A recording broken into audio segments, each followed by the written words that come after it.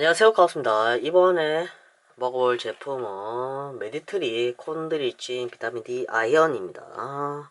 관절 건강 위해서 저도 평소에 꾸준히 챙겨 먹고 있는데요. 관절 건강 때문에 상어연골, MSM, 그리고 글루코사민 뭐 이런 것들을 챙겨 먹긴 먹는데, 이 녀석은 미국산 상어연골분말 사용으로 동물성 원료에 비해 저분자로 흡수율이 높다는 게 특징입니다. 콘드리친이 함량 들어가 있어요. 원재료명에는 상어연골분말 미국산 들어가 있고요. 정제 포도당, 유당 혼합분말, 유당, 스테아린산 마그네슘, 이산화규소, 카복시 메틸셀룰로스 칼슘, 히드록시 프로밀 메틸셀룰로스, 산화 아연이 또 들어가 있네요. 비타민 D3 들어가 있고, 그리고 비타민 E가 들어가 있습니다. 해저 칼슘 프랑스산 들어가 있고요. 타우린, 우설 추출분말, 보스웰리아 추출분말, 동결건조 초록잎 홍합분말, 관절에 좋다고 알려진 다른 부원료들도 들어가 있습니다. 열어오면 이렇게 병에 들어있고요. 60장 들어있고, 하루에 2회 아침 저녁으로 한 장씩 드시면 되는 거고, 그러면 이게 한 통에 한 달분이겠죠. 저 같은 경우도 아침에 특히 새벽에 관절이 아프고 저녁에 추워지는 날씨 때문에 관절이 아픈 경우가 많아서 아침 저녁을 챙겨 먹는데, 아침 저녁을 챙겨 먹는 게 제일 괜찮더라고요. 하루에 한 번 챙겨 먹는 게 제일 편하게 하는데, 효과적으로 흡수율 뭐 이런 거 따져보면 아침 저녁으로 나눠서 먹는 게 제일 좋아요. 보면은 이렇게 밀봉실이 있고, 안에 내부 포장지를 제거해 주세요. 그러면 어떻게 들었는지 한번 해볼게요. 하얀색의 타블렛입니다. 타블렛인데 조금 납작하네요. 제가 평소에 먹던 이것보다 좀 많이 두껍고 좀 큰 편이었는데, 크기는 길이는 손가락 한 마디 정도 크기 되고요. 얇기는 좀 더 얇습니다. 다른 타블렛에 비해서 얇게 들어가 있어 좀 뭐 걷기가 힘드신 분들은 가운데 홈이 있어서 반으로 잘라서 삼켜서 드시면 또 됩니다.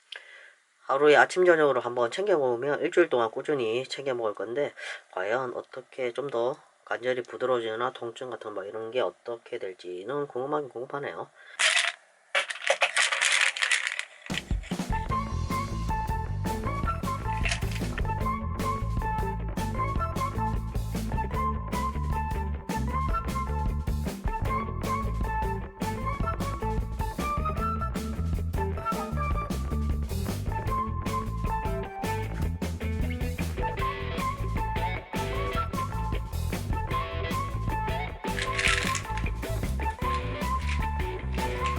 동물성 콘드리친보다 분자 크기가 작아서 흡수율이 더 좋습니다. 소돼지 등의 동물성 콘드리친의 경우 분자량이 1000에서 2만 달톤이고요.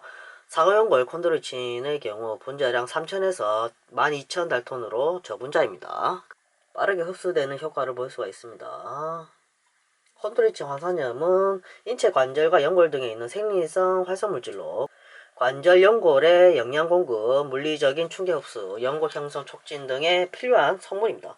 근데 관절이 이게 소모성이다 보니까는 재생을 하지 않거든요. 그래서 관절은 소중하게 키워나가야 되는 거예요. 좀 사용하면 소중하게 죽을 때까지 소모해서 가야 되는 건데, 그럼 운동선수들 같은 경우는 운동을 많이 하고 막 무리한 운동 하다 보니까는 관절에 충격이 많이 가고 이래서 관절이 빨리 소모가 되고 빨리 아프게 되게 그 때문이죠. 그렇기 때문에 운동선수의 나이들이 보통 30대 초중반에서 후반 가면은 은퇴하는 이유가 그 때문이에요. 관절에 너무 많이 쓰다 보니까는 운동 활량도 제대로 성량도 제대로 안 나올 뿐더러 통증까지 많다 보니까는, 그러니까 유명한 스타분들 40대인데도 관절이 아파서 걷는 게 힘들 정도이신 분들이 많아요. 상어나 소의 연골, 돼지 등의 연골에서 추출되며 연골, 뼈 등의 결합 조직에 널리 분포하고 있습니다. 한번 손상된 연골은 재생하지 않아서 잘 지키면서 관리하는 게 진짜 관건이에요. 그래서 관절 건강은 미리미리 젊을 때부터 관리해 가셔야 됩니다. 상어 머리와 지느러미에서 추출되는 상어 연골은 상어 체중의 단 5% 정도를 얻을 수가 있어요. 그래서 좀 비싸기도 하고 좀 귀한 성분입니다. 게다가 비타민 D, 아연은 119년량 100% 함유했습니다. 뼈 건강과 함께 우술 추출 분말 타우린, 보스웰리아 추출 분말, 해조 칼슘, 초록잎, 홍합 분말 이렇게 분류가 들어가 있습니다. 무합성 향료, 착색료, 색상이 안 들어가 있고 합성 향료 이런 게 안 들어갈 때가 좀 더 건강해졌죠.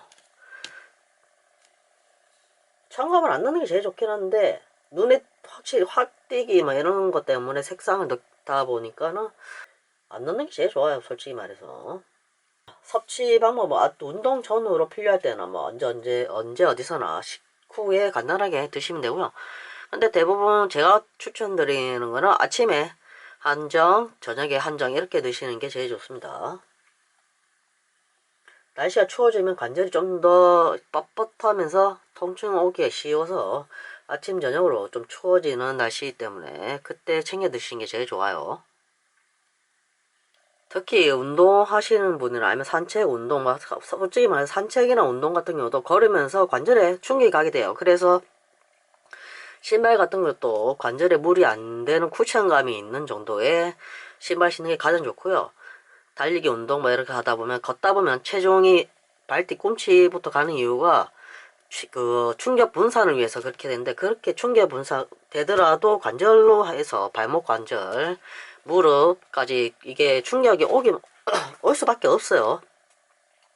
그래서 관절은 조금 많이 안 쓰는 게 좋긴 좋아요. 저 같은 경우도 관절이 일반인보다 좀 작게 태어났거든요.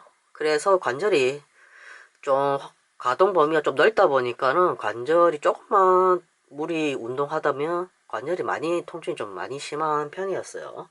그래서 저는 10대부터 관절 건강을 좀 챙기기 시작했고요.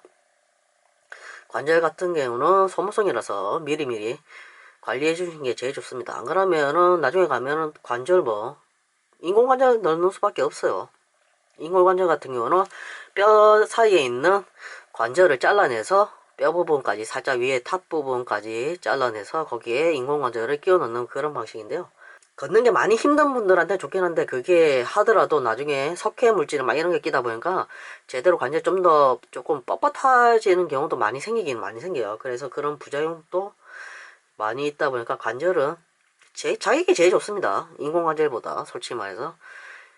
그래서 관절 건강 같은 경우는 미리미리 특히 운동하시는 분들은 특히 꾸준하게 챙겨 드셔야 되고요. 일상생활 하시나 컴퓨터 하시는 분들도 미리미리 관리해 주시는 게 제일 가장 좋습니다. 이상 카오스였고요. 좋아요, 구독, 알람, 바이바이.